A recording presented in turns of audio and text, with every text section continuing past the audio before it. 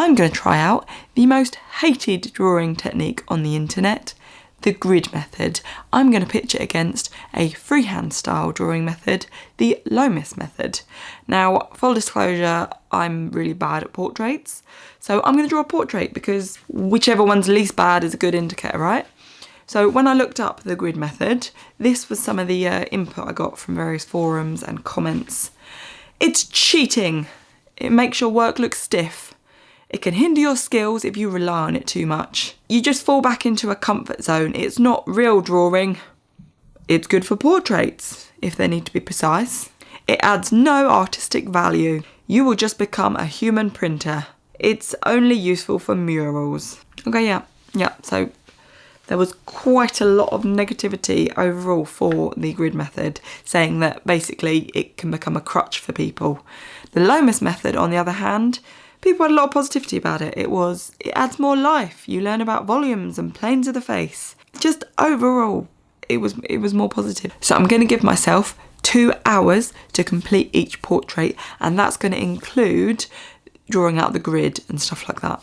I'm going to do the grid method first, just because I feel like if I'm doing the same thing twice, the second one is probably going to be a little bit better anyway, whereas I feel like the Loomis method is going to be a lot harder to do. So by doing the grid method first, it's kind of less unfair because I might be a little bit better by the time I get to the Loomis method. But yeah, let's just get drawing. I'm just going to do a portrait of me. I don't take pictures of myself, and apparently no one else takes pictures of me either. So the picture I'm using is about 10 years old. So yeah, welcome to me 10 years ago. We're going to use that. I was going to use my partner, but then I thought probably don't want to embarrass him. Although he wouldn't mind. He did say yes, but I was like, that's fine, I'll just use a picture of me. So yeah, let's get into it.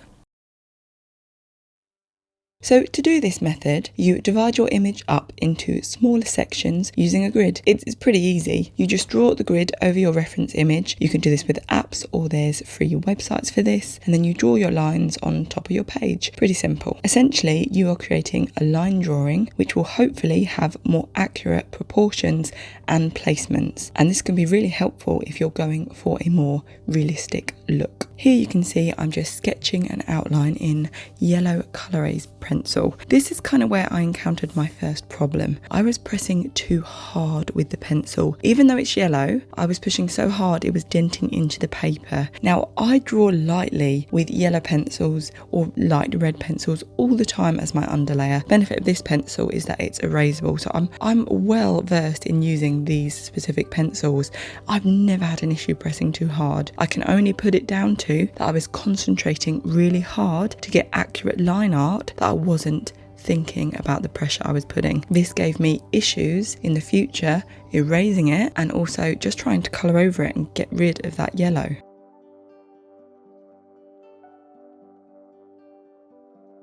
And I'll be honest, this took me longer than I thought it would. I thought this was going to be reasonably quick, but by the time I'd finished doing all of the line art, I was at the 40-minute mark. That only left me an hour 20 to colour the entire thing and erase the grid from the page. It was not looking good at this point.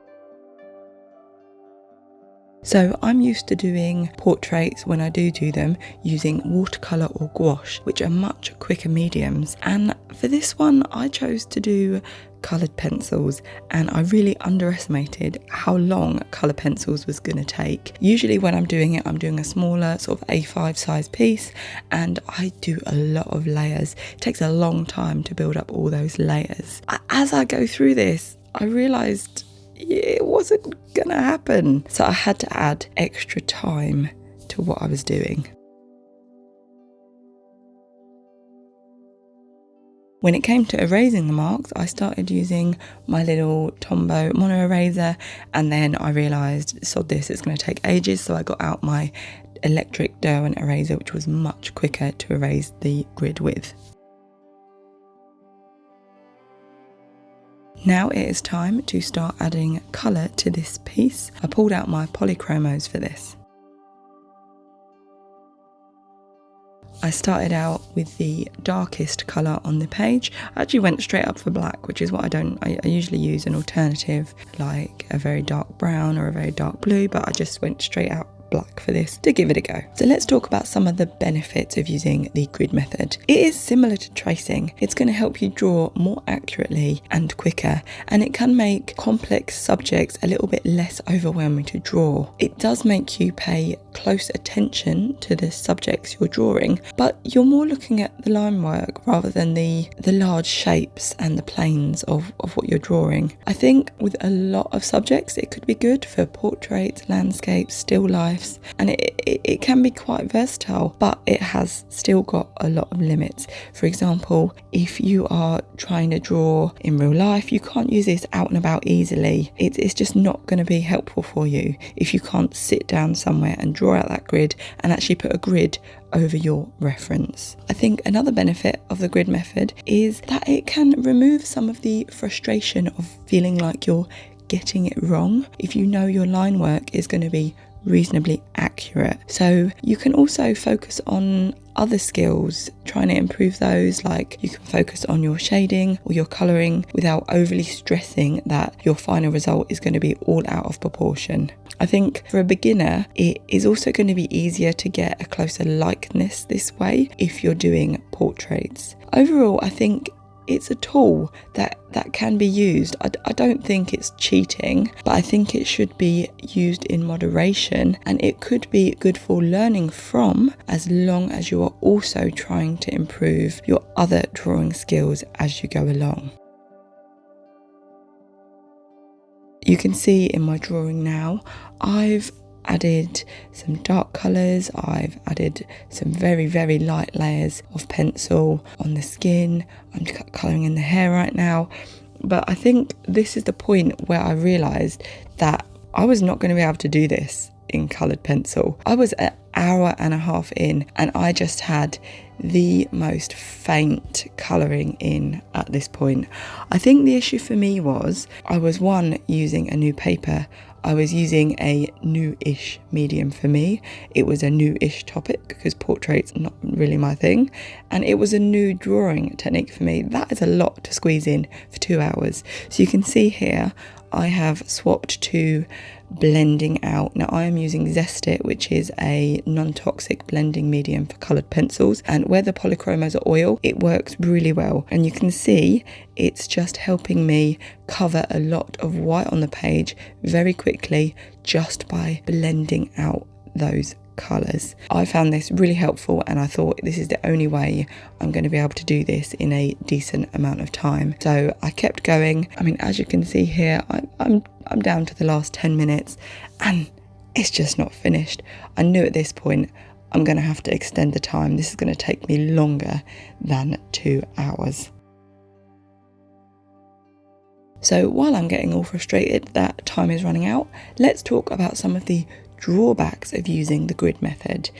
Now, really, I do think that it could become a crutch. I think people could become overly reliant on using it to draw with. And I think that will lead you to maybe struggle to draw accurately without it. You need to practice your own observation and drawing skills so it doesn't become this way. I really think you should be incorporating a freehand drawing practice into your routine to make sure you're building other skills and not just relying on this. I think you would be doing a disservice to yourself and skipping out on a lot of learning by not doing this. Just using the grid, you will be able to draw, just not without the grid as well. I also think another issue is that you may limit your creativity. You are literally just replicating an existing image. You have a bit less creative freedom, and I do think it can look a bit stiff, particularly some of the lines. I think if you're going to do this, make sure you're practicing gestural work as well. Another thing is this is time consuming. You know, I thought it would be quite quick, but drawing the grid, you're slowly drawing it out, concentrating on, and honestly, I found it a bit boring. It felt like I was doing homework rather than drawing for the enjoyment of it. So I don't think this is a method I'm going to be using often. I also think if you're doing a really big image, if there's something very complex, this would take a very long time. You can see in my drawing now I've added a lot more colour to the hair, to the skin, to the lips, to the face, and I'm just adding details to the eyes, drawing those little eyelashes in. I got out some glassine paper to make sure that I wasn't smudging my work. I then went in with a black pencil to make the hair even darker. So back to drawbacks. I think if you're trying to copy something and be accurate and realistic, this is going to be a good technique, but for me, it made me deviate from what I usually do. I didn't add in as much colour. I love adding in purples, blues, greens, yellows, just making it a little more abstract, I suppose. But I felt like I couldn't or shouldn't be doing that here. I tried to stick to a more realistic image, so I ended up liking the image less. Again, I mentioned I pressed too hard, and it was just hard covering those yellow lines. Here you can see I go in with a Posca marker to add in some of those highlights. I really have a love-hate relationship with Posca. I'm pretty sure it's operator error, but it seemed to work here. I just added the whites in the eyes, some glistening to the lips, and some white in the hair. I think another issue you're always going to have is people are going to judge you for using the grid method. I think we've established that online, that people don't like it. People don't see it as proper drawing, and that is going to be really frustrating if you've spent a lot of time and effort on, a wonderful drawing, and then someone says, oh well, it's not valid because you cheated. You're just gonna, if you're gonna use this method, you just gotta go with the flow, ignore people like that, and do your thing. Overall, I think if you are going to be using this method, unless you're planning to only draw like this, I'd make sure you are learning other drawing techniques and skills, or you will grid yourself into a box, essentially. So while I've been talking about the weaknesses, I'll quickly talk you through what I'm actually doing in this drawing. I came back to it and I sat down, I had a look at it, and I said, right, what's wrong with this? I thought the mouth and the hair were not dark enough. I thought the lips were not the right shape, but it was really hard erasing it, because by erasing it, you ruin the tooth of a paper a bit, and it's very hard to get the pencil back down on it. I thought the ear was a little bit big. I thought the shape in the chin and face were not quite right, and I thought there was not enough colour in the skin. So my final refining was essentially just fixing those last bits. So now I'm going to let you have a look at the finished drawing.